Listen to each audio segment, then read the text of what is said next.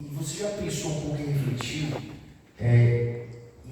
de que maneira você agrada a Deus? Como você faz Deus sorrir?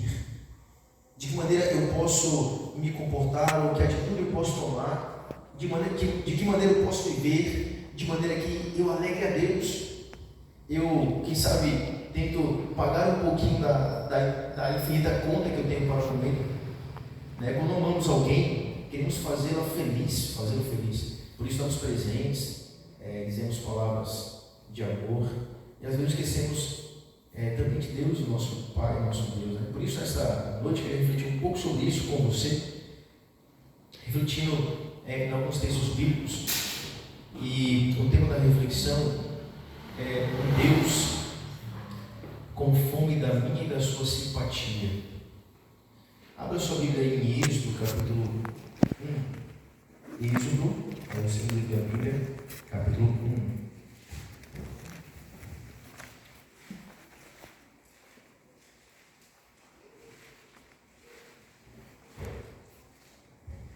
Eu quero aproveitar para relembrar você do nosso final de semana da família. Irmãos, vai chegar aí dia 13, 14 e 15 de junho.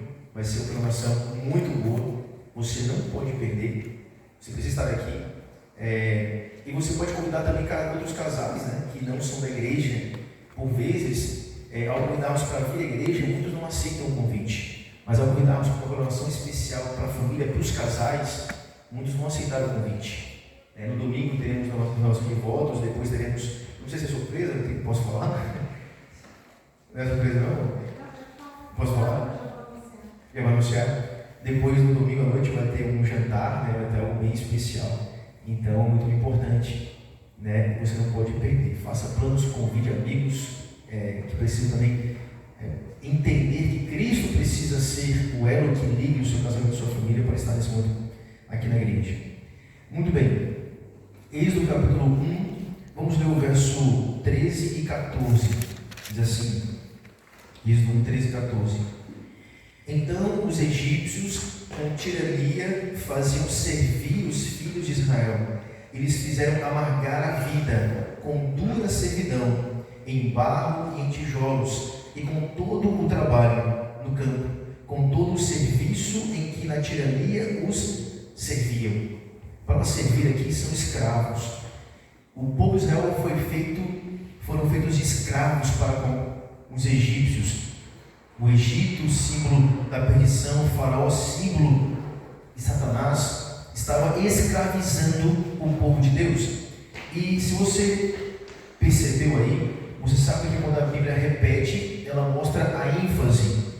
E não sei se você percebeu ou contou, mas no verso 13 e 14, nesses dois pequenos versos, aparece a palavra serviço ou escravidão.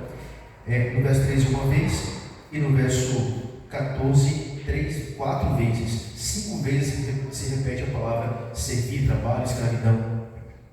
Assim começa o livro do Êxodo. Eu gosto muito desse livro, alguns chamam de o Evangelho segundo Moisés, o Evangelho do Êxodo, porque percebemos Deus muito presente para com esse povo, para com seus filhos, de maneira muito atuante, intervindo de maneira extraordinária nesse livro. Esse foi o maior acontecimento no Êxodo, até a cruz. Até a cruz, Deus sempre se lembrava assim para o povo de Deus: eu sou o Deus que vos tirou da terra do Egito, da casa da servidão, vocês eram escravos, gemiam sob os fardos, sob as maldades que eram praticadas com vocês e suas famílias. Esse é um evento extraordinário e Deus é muito presente aqui. Assim começa o livro do Êxodo. O povo está escravizado, gemendo sobre muito fardo, perseguições. Você se recorda que o faraó também baixou um decreto para matar as crianças hebreias. Imagine, irmãos, a Bíblia não se demora muito nessas tragédias, não é seu propósito, mas se você imaginar um pouco, assim como aconteceu também lá com Herodes, ao baixar um decreto semelhante. E veja que o livro do Êxodo tem um paralelo com os evangelhos também. Assim como Satanás, por meio do decreto de um rei sem escrúpulos, mandou matar crianças, jogar no rio Nilo, assim também o rei Herodes, também uma ferramenta diabólica, mandou matar crianças de 2 anos abaixo. Imaginem, irmãos, tomando crianças pequenas nos braços das mães, vítimas indefesas, assim é a crueldade satânica. Irmãos, muitos, tem um sermão que eu vou pregar, mas muitos não se apercebem ou não refletem no poder do inimigo ou no perigo de estarmos no terreno de Satanás. Satanás não tem misericórdia, irmão. Pode ser que um homem ou mulher, por mais perversos que possam ser, em uma situação ou outra, possam ser neles experimentar algum tipo de misericórdia.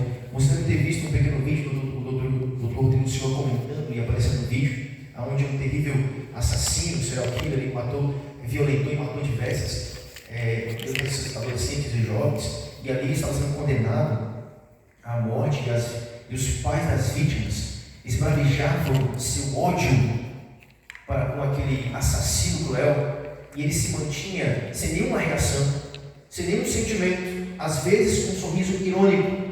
E quando apareceu então um cristão e disse a ele palavras: você me forçou a praticar aquilo que eu digo ser um cristão.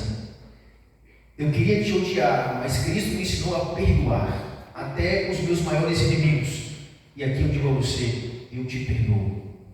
E quando aquele homem disse essas palavras, eu te perdoo, aquele assassino começou a chorar copiosamente. Então até um assassino terrível e diabólico, em algum momento, pode a sua misericórdia ser despertada. Por um momento, isso não acontece com Satanás. Ele se aproveita dos mais débeis, mais frágeis e indefesos para aplicar a mais cruel morte, desastre. Crianças recém-nascidas, indefesas, mate todas elas. E nós desconhecemos, e Ellen White diz que Satanás não perdeu nada do seu poder diabólico. E em 6.000 anos ele tem trabalhado em sua estratégia para destruir o povo de Deus e acabar com o conhecimento de Cristo por todos os lados. E muitos de nós, ou muitos cristãos, brincam com o reino das trevas, indo a lugares, fazendo escolhas que atraem ou permitem que o inimigo ganhe espaço, autonomia em sua vida, família, seu coração e sua mente. Estão brincando como um leão, ou alguém mais terrível que um leão, assim a Bíblia escreve Satanás, como um leão rugido, esperando a vítima para devorar sem nenhuma pena ou misericórdia. Assim estava o povo de Deus aqui, sofrendo, sendo torturados, maltratados. E a Bíblia diz que os gemidos do povo de Deus alcançou os céus e moveu o Onipotente. Olha como termina o Êxodo. Não quero me aprofundar muito aqui, mas eu queria que você fosse para o capítulo 40 do livro do Êxodo. O povo estava em escravidão e Deus então os tirou do Egito. No 25 verso 8 do Êxodo, não precisa abrir lá para 40, fala para 40. Mas no 25 verso 8, quando Deus tira o seu povo do Egito, Deus fala assim: Moisés, façam para mim um santuário, uma tenda, pois eu quero habitar, morar entre vocês. Entre vocês. Bom, eu quero fazer o seguinte, lá no capítulo 20, quero fazer aqui um exercício com você. Capítulo 25 do Êxodo. Capítulo 25 do Êxodo. Quando Deus então traz o povo para mais perto de si, depois de salvá-los, perdoá-los, no capítulo 20, Deus lhes dá seus mandamentos e suas leis, mandamentos de relacionamento. A partir do capítulo 25, Deus começa a instruir Moisés e ao povo quanto ao santuário, quanto à sua casa, à sua morada, que estaria entre seu povo. E no capítulo 25, Deus fala, no verso 1 diz assim: olha, diz o Senhor a Moisés. É a primeira vez que Deus fala no início da instrução para a construção do tabernáculo. Diz o Senhor a Moisés. Aí se você olhar os subtítulos aí, você vai ver que Deus deu ordens específicas quanto à construção da Arca da Aliança, a partir do verso 10, a partir do verso 17, o propiciatório, depois vem a mesa, o candelabro, as cortinas e assim por diante. Você então folheia comigo aí a sua Bíblia e vai lá para o capítulo 30, verso 11. É a segunda vez que Deus fala a Moisés. Na segunda vez, capítulo 30, verso 11, diz assim: disse mais o Senhor a Moisés. Segunda vez que ele fala. Na terceira vez, é no verso 17. A mesma coisa se repete. A quarta vez é no verso 28, sobre o óleo da santa unção. Desculpa, 22. Verso 22 é a quarta vez que Deus fala a Moisés. Na quinta vez é no verso 34. sobre incenso sagrado. A sexta vez é no capítulo 31, verso 1.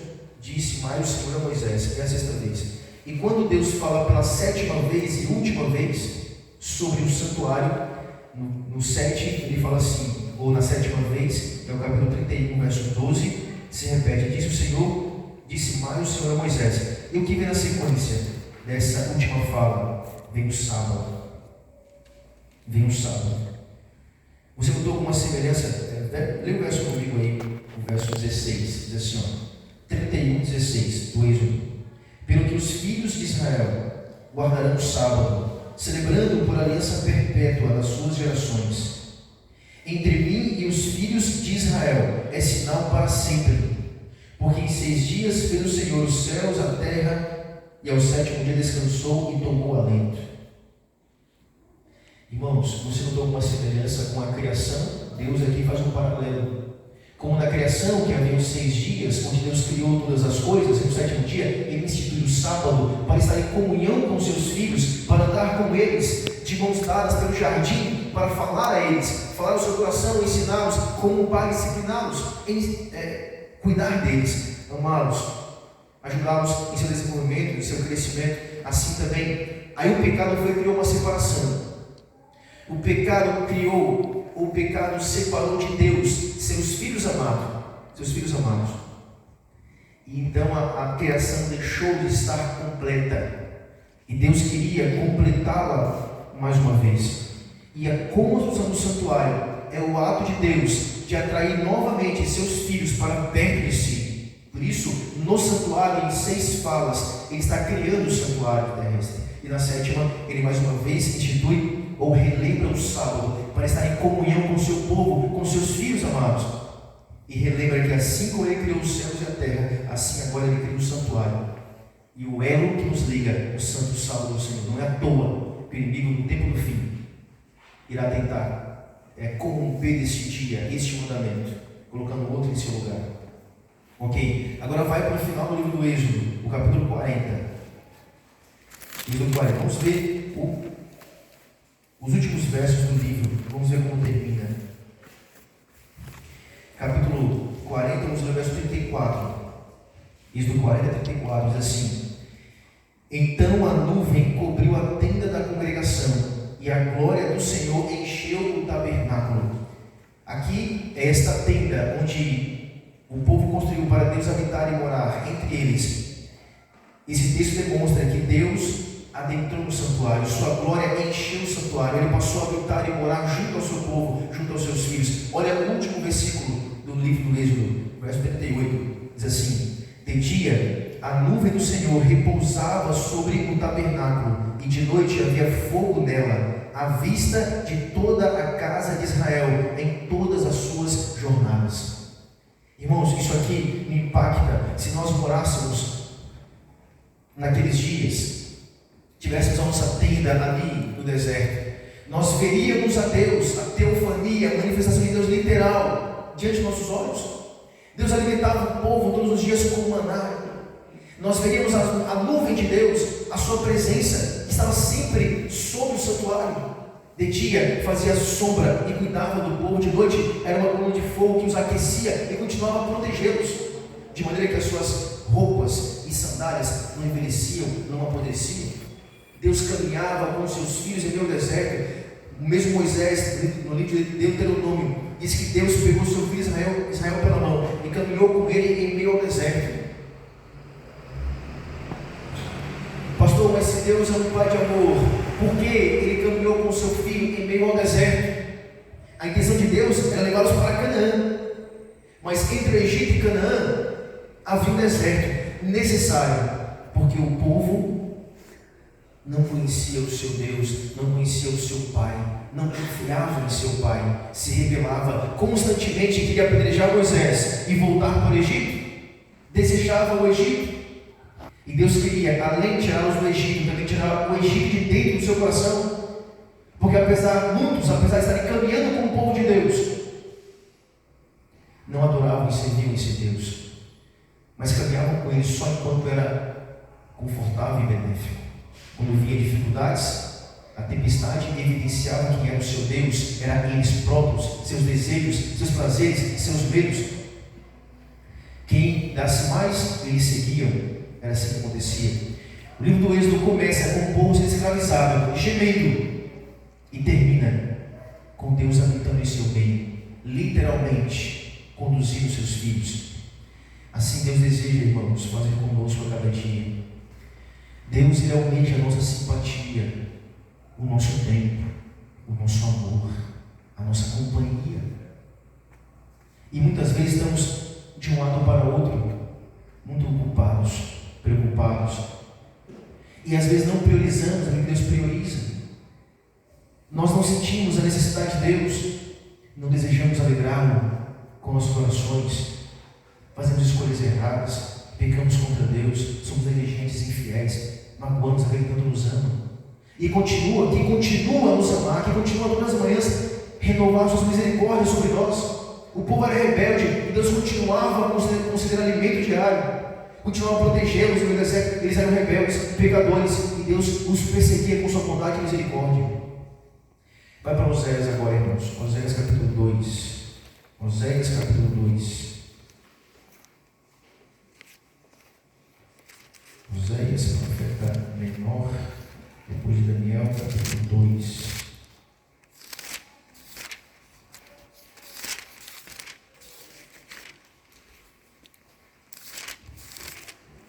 Você sabe que Deus está tentando ilustrar para o povo e ensinar-lhes como ele se sentia diante de seu povo que era infiel.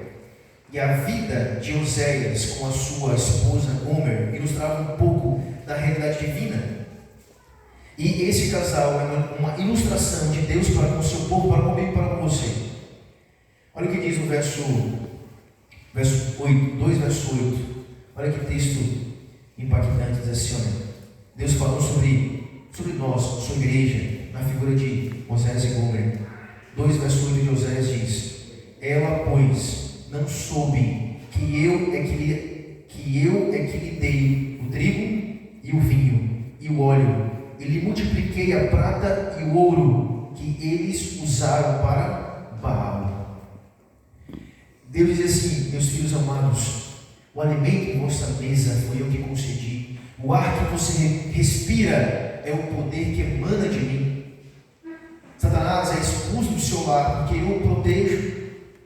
Eu protejo vocês, seus filhos, lhes dou conforto, lhes dou luz suficiente para que vocês possam encontrar o caminho para se chegar a mim. Mas tudo que eu dou a vocês, vocês têm usado em adoração a Baal. Irmãos, literalmente, este aparelho aqui, né, foi Deus que me deu, né? É a igreja que dá um dos pastores para comprar um aparelho celular.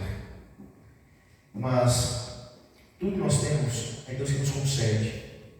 O carro, a casa, as roupas, o tempo, a saúde, os dons e talentos, o dinheiro que cai em nossa conta, tudo Deus que nos dá. E muitas vezes estamos usando essas coisas para adorar outros deuses ou a nós mesmos. Pode ser que a minha vida financeira, aquilo que Deus coloca em minhas mãos, eu tenho utilizado para adorar a Baal. Sabe, Baal era o Deus da prosperidade. Baal era um nome genérico, tinha vários Baals, né? Baalins.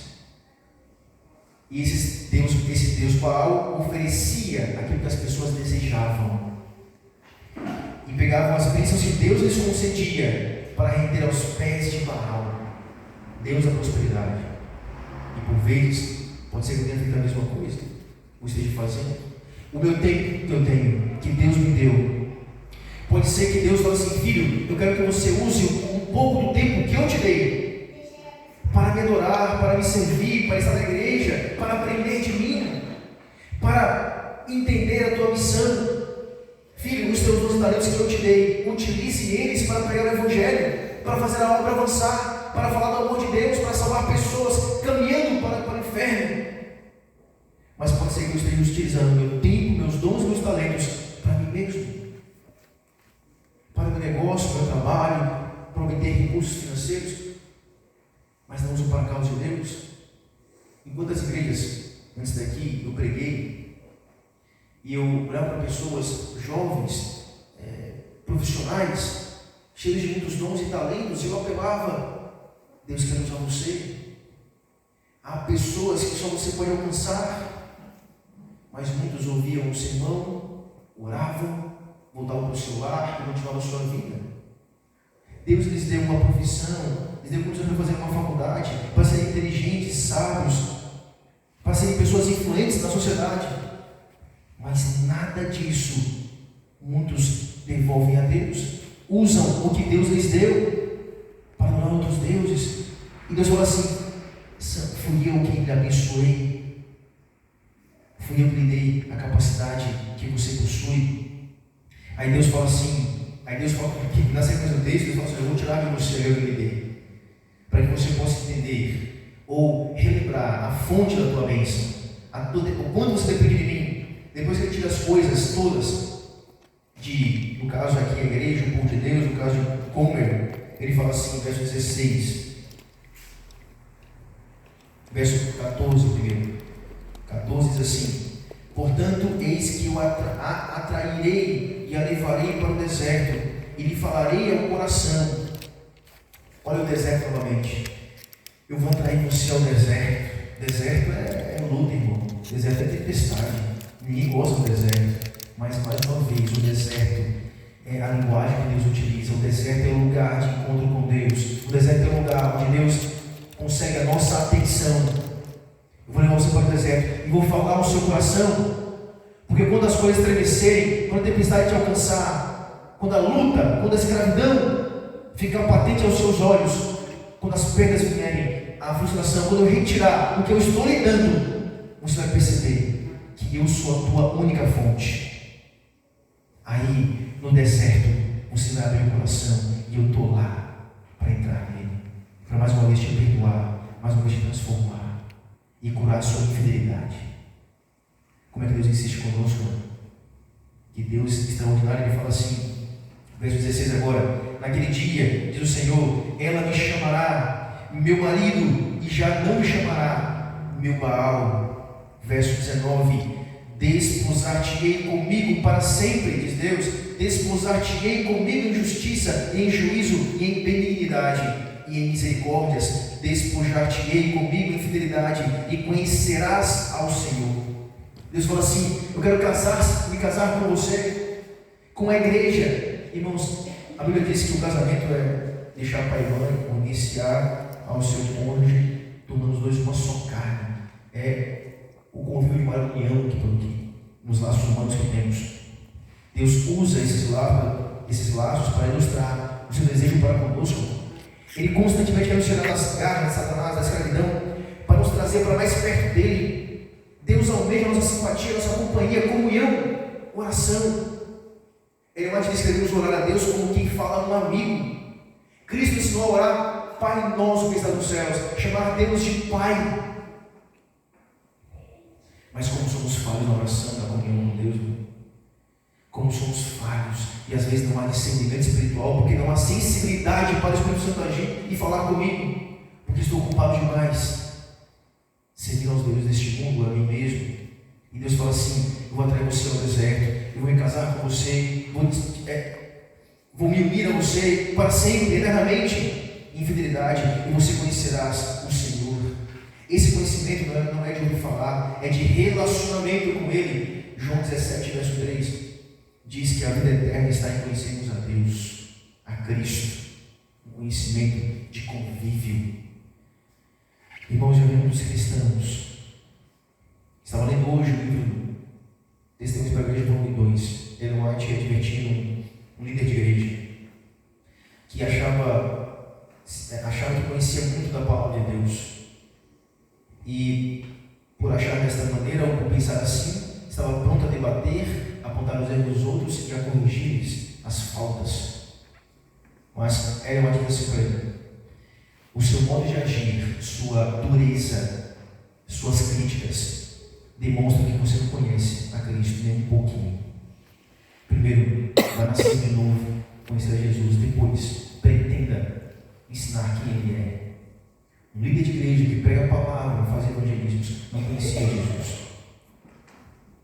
Bom, e para encerrar nossa reflexão, vai lá no último livro da Bíblia, capítulo 21 do Apocalipse. Apocalipse 21.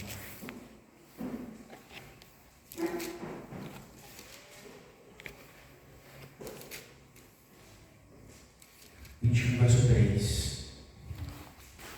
Deus diz assim, olha, 21, verso 3 do Apocalipse.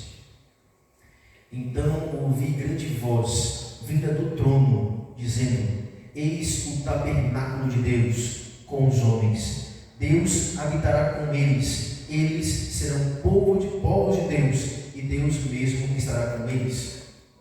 Verso 4. E lhes enxugará nos olhos toda lágrima, e a morte já não existirá, já não haverá luto, nem pranto, nem dor, porque as primeiras coisas passaram. Veja Deus, no fim de todas as coisas, ao morrer por nós, nos redimir, nos salvar, Ele fala assim: filhos, João, olha isso aqui, em visão eu te revelo, conte para os meus filhos, que muito em breve nós estaremos juntos mais uma vez, literalmente. Deus preparou a sua casa para que nós pudéssemos morar com Ele. É o mesmo Deus que andava todos os dias no jardim do Éden com seus filhos amados. A busca de Deus por todo o Evangelho é para se unir a nós. Por toda a senda do Evangelho, as páginas da Bíblia, é Deus buscando salvar seus filhos. Se comunicar, abraçar, consolar, instruir, perdoar, curar nossa infidelidade. E por vezes, há muito pouco tempo que nós reservamos para o nosso Deus e Pai, mas por todas as páginas do Evangelho, contemplamos um Deus a perseguir seus filhos amados, porque o desejo dele é habitar conosco, é conversar conosco, é nos proteger, nos abraçar. Ele fala assim: filhos, João fala: estou vendo o tabernáculo de Deus, a casa de Deus, e Deus vai morar conosco, Deus Pai, Deus Filho, por toda a eternidade. Ele fala assim: e eu mesmo vou enxugar nos seus olhos todas as lágrimas. Nunca mais, meu filho, minha filha, você vai precisar chorar, porque eu vou ser a sua luz, sua alegria, sua segurança por toda a eternidade, diz Deus. Irmãos, quando o povo gemia no Egito e clamava por libertação, quais eram os méritos daquele povo para pedir algo de Deus? Eles guardavam os mandamentos? Não. Guardavam o sábado? Não. Cuidavam do corpo deles em relação à saúde? Também não. Deus nos ensinou todas essas coisas no deserto, ou os relembrou essas coisas no deserto. Me recordo de quando eu também, quando clamei a Deus por salvação, por milagre, nada tinha eu de qualquer mérito para que Deus me ouvisse ou me ajudasse. Como você sabe, eu já contei diante daquele hospital. Eu falei: Senhor, se Tu existe, me ajuda, transforma a minha família. Mas eu não guardava sábado, não ia à igreja, não cuidava do meu corpo, pelo contrário, eu ia para a festa, eu bebia, eu brigava, era egoísta. Tudo que o diabo gostava eu fazia, vivia no mundo. Mas em meio ao lamaçal do pecado, eu elevei os olhos para o alto. E eu clamei o auxílio de Deus, o socorro de Deus. Irmãos, e Deus me ouviu. Deus estava ao meu lado. Deus começou a transformar a minha vida e a minha história. Depois, irmãos, depois de algum tempo depois, Deus foi me disciplinando. Eu errei muito, mesmo na igreja, cometi diversos erros. Mas Deus, com cuidado e amor, foi me disciplinando, até que Ele pudesse: filho, agora sim, você conhece o meu caminho, ande por Ele. Mas quando eu estava no fundo do poço ali, Deus foi lá me resgatar. O povo estava gemendo, mas eles eram infiéis também. Mas Deus foi lá resgatá-los. Depois de resgatá-los do fundo do poço do pecado e trazê-los em seus braços, aí Deus fala assim: agora, filho, para que você viva feliz, em paz, para que eu tenha autonomia em sua vida, abençoe o seu lar, proteja a sua família e seus filhos, abençoe suas mãos. Aqui está a minha lei de relacionamento, de um casamento, para que possa haver amor, comunhão, amizade, companhia. E aí, irmãos, como é que está a nossa comunhão com esse Deus de amor? Como está o tempo que nós dedicamos a Ele em oração, em estudo da Bíblia? Como é que está o tempo que Ele me concedeu? Quanto tempo eu tenho dedicado a Deus? Irmãos, desde que, eu lembro que na minha formatura, o pastor que pregou na formatura da minha turma, ele leu um texto de Ellen White e disse: qual é a função do pastor? Qual o propósito do pastor? É pregar? O pastor prega também. Mas ele disse assim, ele leu o texto e falou assim: olha, mas o pastor só será pastor se ele conduzir pessoas aos pés de Cristo, salvar pecadores do mundo, da perdição e religá-los ao reino de Deus. Ele diz isso, para que uma prova do meu discipulado é se eu consigo levar alguém aos pés de Cristo. Se você levar alguém aos pés de Cristo. Como é que está essa missão na sua vida, irmãos? Desde que eu sou cristão, tenho dado essa ênfase, quando eu ouvi na minha formatura, sempre ficou na minha mente. Eu preciso levar pessoas a Cristo. E eu oro por isso. Deus me deu a graça, já neste ano, levar algumas pessoas aos pés de Cristo. Eu mesmo poder batizá-los.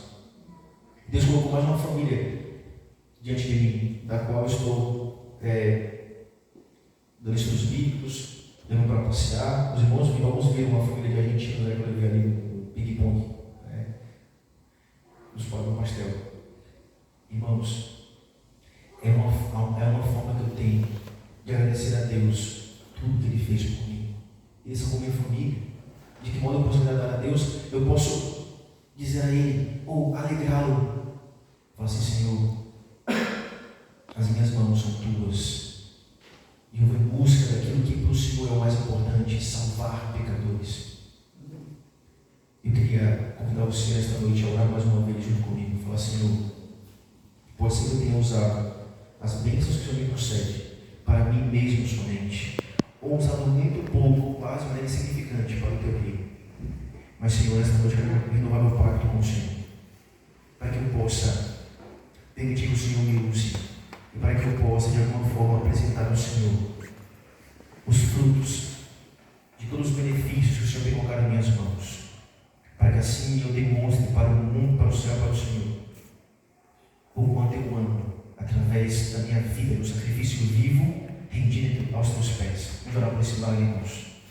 Vamos ficar em pé, então, vamos cantar um louvor muito impactante também. Estou seguindo a Jesus. Vamos cantar e dizer: estou seguindo a Jesus Cristo. Desde o caminho, eu não existo.